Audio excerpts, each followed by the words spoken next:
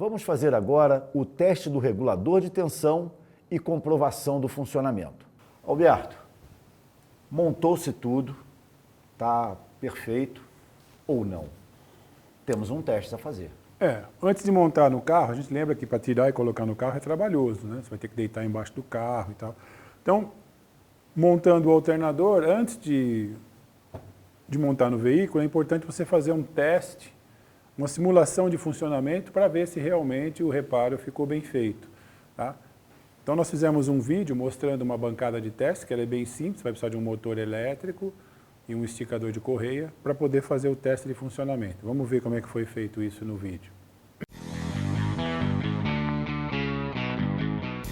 Então a gente vai fazer um teste na bancada. Eu tenho aqui um suporte, tá? É uma prensa, coloco o alternador, ele vai ser alimentado aqui, ele vai girar através de um motor elétrico, tá?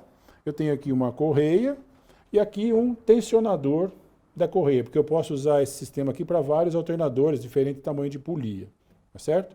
Bom, nós vamos ter que fazer agora a ligação elétrica bem semelhante como é no carro. Eu vou ligar o negativo da bateria na massa do alternador, vou ligar o lado positivo no D+ do alternador. Para o alternador funcionar, eu preciso de uma excitação no rotor.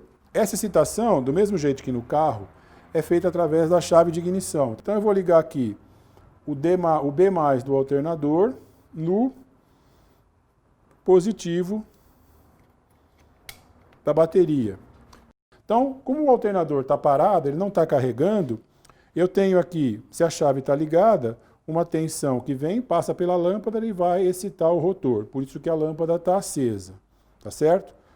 O funcionamento normal é, a partir do momento que o alternador começa a produzir tensão, ele vai jogar uma tensão aqui nesse cabo de volta. Quando essa tensão atingir a mesma tensão da bateria, a corrente para de passar e a lâmpada apaga. Eu vou ligar o motor e a gente vai ver então que assim que o alternador ganha rotação, a lâmpada vai apagar.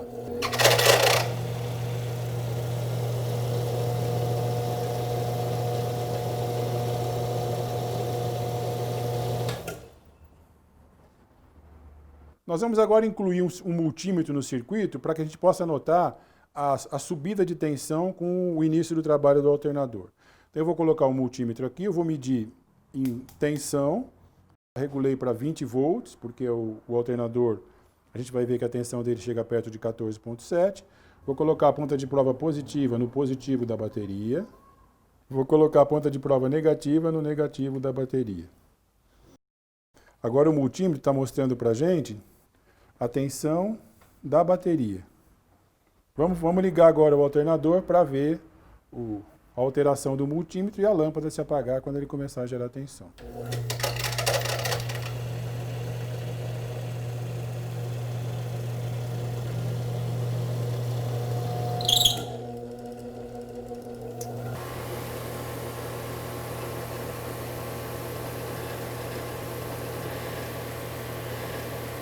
Como a gente pode ver aqui, o alternador está funcionando bem, ele está carregando a bateria, tá?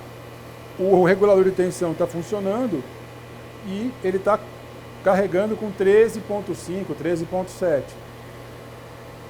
Nós vimos no começo do teste que a bateria estava com 12, 12,2, ela estava com baixa carga.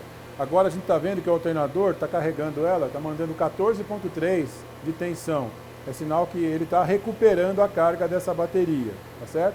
Isso significa que ele está funcionando bem, o regulador de tensão também funciona direitinho. O que a gente vai mostrar agora é que quando desligar aquele motor elétrico, o alternador vai parar de gerar e a lâmpada do painel volta a acender, porque quem vai mandar a tensão agora é a bateria. Vamos desligar o motor então.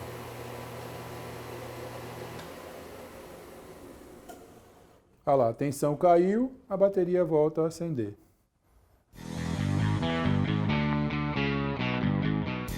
Muito bem. Temos mais uma pergunta? Temos sim. Temos aqui do Helder Perret. Ele diz que tem um Voyage 2014 Em algumas vezes que ligo o desembaçador, a lâmpada piloto do desembaçador começa a piscar e noto que o desembaçador para de funcionar. Será que é uma proteção do sistema para o alternador? Não. O desembaçador traseiro, ele é uma função, um elemento importantíssimo para o carro, porque ele favorece a segurança, tá?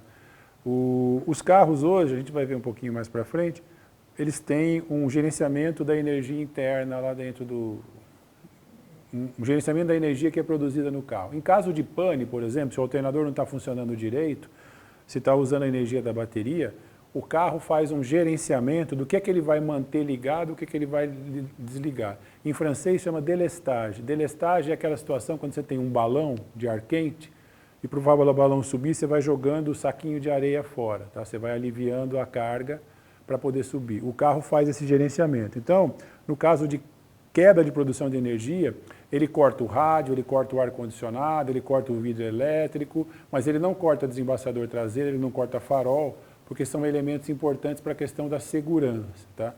Se a luz lá, como você falou, está piscando, é bom você olhar no manual para ver como é que funciona aquele sistema, porque normalmente ele fica em torno de 12 a 14 minutos, tá?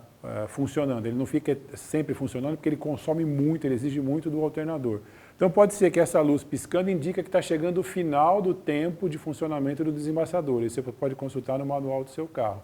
Ou mesmo um problema de funcionamento do alternador. Aí você teria que fazer uma verificação do sistema, né, para ver se é um problema de falta de carga, ali, falta de energia, ou é só um funcionamento específico desse carro que pisca avisando que está na hora que ele vai parar de funcionar, por exemplo. Como a gente disse, o Helder, o desembaçador traseiro ele é uma espécie de uma resistência. Ela aquece e com isso aquece o vidro e ele desembaça. Essa resistência ela é frágil, ela é um filamento muito fininho. Com o sol, enfim, com a força da natureza, calor, frio, isso pode ressecar, pode romper e aí apresentar algum defeito no próprio desembaçador, o que não significa que o alternador ou o sistema de energia do carro esteja com problema. Mas é melhor verificar, né? Porque é bom dar uma olhada. Se é um problema do alternador, ficar... pode ser um problema mais sério e te deixar na mão. É isso aí. Temos aqui uma outra pergunta que é do Antônio Filho. Se eu comprar um alternador usado, tem como simular 2.000 giros na bancada para testar sem desmontar?